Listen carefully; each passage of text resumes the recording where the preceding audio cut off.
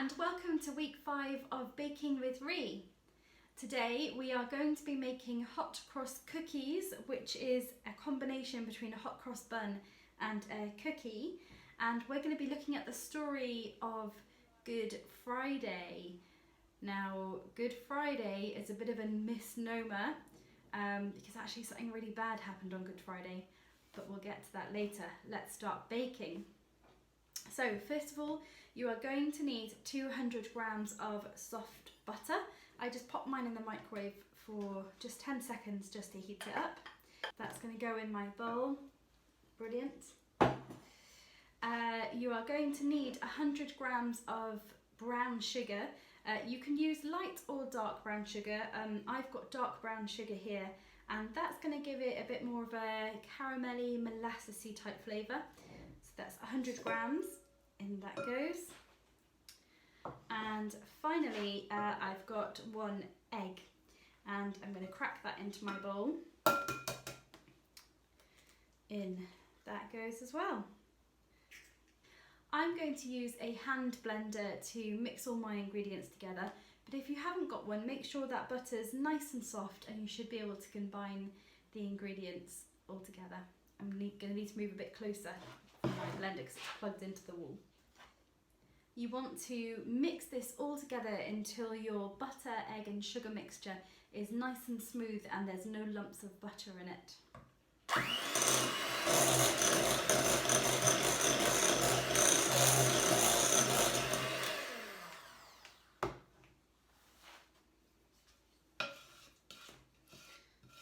I'm going to scrape around the sides and get all of the mixture off the sides into the middle so I can incorporate it nicely.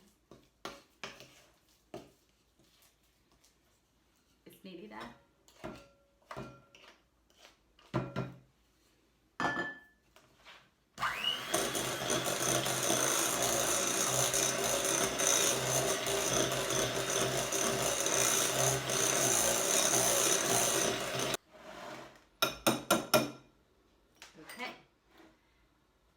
Nicely mixed together, we're going to add our dry ingredients.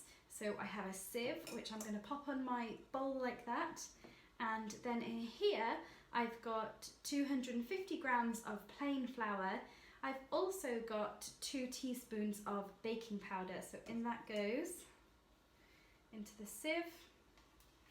And then we're going to add our spices. Now, spices are wonderful. They smell absolutely amazing, and in here I have got half a tablespoon of cinnamon and half a tablespoon of mixed spice. But you could do a full tablespoon of mixed spice or a full tablespoon of cinnamon. You can choose really. I just particularly like that combination. So that's going to go in with my flour. Now, spices are really interesting. Back in the olden times, so back when Jesus was around, they actually used to use spices to put onto their dead when they died and to stop them from smelling while they could prepare the place where they were going to bury them. And so when Jesus died, his body would have been covered in these rich smelling spices. So that's why we use them in hot cross buns, because it's to remind us of that, and that's why we're using them in our cookies. So we're going to sieve that mixture in, give it a little shimmy. You can do a little shimmy if you want to as well.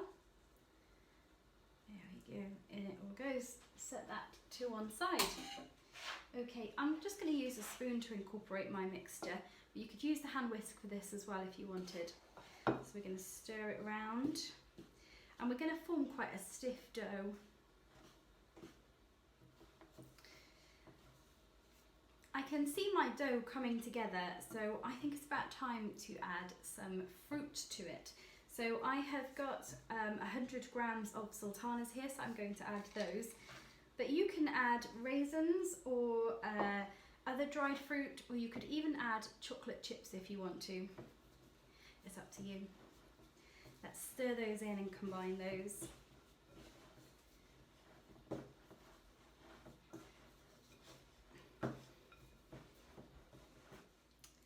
So when it looks like your dough is mostly coming together, now's the time to get your hand stuck in. So you can take out your spoon or your stirrer, whatever it is that you're using, and you can bring your dough together with your hands, and we're going to form them into little balls that we're going to put onto our baking tray. So I have a baking tray that I've lined with greaseproof paper. In fact, I've got two because I think I quite like them to have enough space to spread out. So I'm going to bring my dough together with my hands and get all that flour from the bottom up into the middle. It's quite a sticky dough. Don't worry, baking and getting messy is quite fun. Okay, so here is my lovely dough. It's got that lovely brown colour from that dark brown sugar and spices, and it smells amazing. So I'm simply going to pull off about ping pong ball size balls, roll it into a ball like that, and then squash it down just like that and pop it onto your baking tray, and make sure you leave plenty of room in between them because they will spread out. Why don't we hear our story?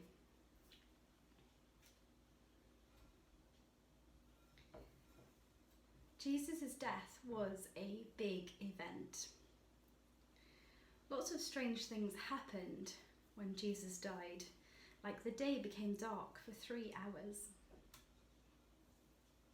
A Roman centurion standing by the cross even began to wonder whether Jesus really could be God. Usually on the day that we remember Jesus dying, we eat hot cross buns. Now they're all called hot cross buns because they are marked on the top with a cross, and that's just what we're going to do with our cookies once they finish cooking and cool down. And this is to remind us that Jesus died by hanging on a cross. Jesus didn't deserve to die, but he did it for us. The hot cross buns are made from bread dough, and they're filled with raisins, just like we filled these. And it's to remind us of what Jesus said at the Last Supper about the bread being like his body and the wine being like his blood. The dough is also filled with the same spices that we put into our yummy cookies.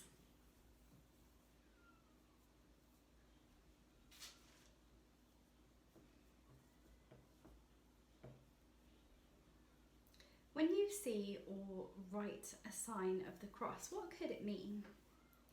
We use crosses as a sign for love or to show a kiss. We sometimes use them for adding and multiplying. Crosses are used when people get the answer wrong, or even on the side of ambulances and hospitals, the place where people go to get better. A cross can show where there's treasure on a map. It might sound strange to call the day that Jesus died good, but many good things happened because of Jesus' death, including the fact that 3 days later he beat death and he rose to life again. Can you use some of the ideas we mentioned as a way to explain how Jesus' death on the cross turned out to be a good thing? Why do you think Jesus died? If that's a question that you're asking, why not get in touch with the church?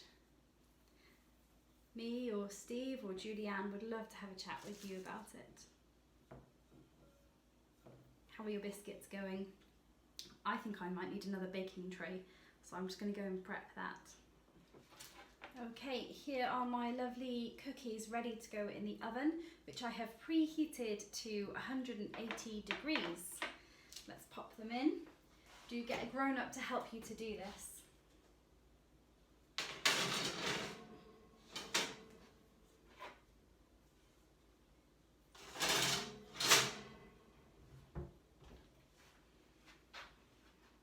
And these are going to bake for 10 minutes or until nice and golden brown. My resurrection cookies have cooled down nicely, And in this bowl I've just got some ready-made icing that I mixed with water. I've made it quite runny so that I can pour some nice crosses on them. You could use melted white chocolate, or you could pipe it if you wanted, or use a butter icing. It's completely up to you, or one of those fondant pens would work really well as well.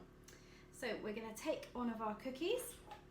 I'm going to pop some, I've used a knife but you could use a spoon, pop some icing on it, and I'm just going to let it drizzle in a line like that. And I'm going to turn the cookie around and just do the same in the middle again so that it makes a cross shape. If you think your line's a bit thin, you can always add a bit more like this. But there we go. There are our resurrection cookies with a cross. That needs to set to one side so that the icing sets really nicely, and then you can enjoy them. I will see you next week. Bye.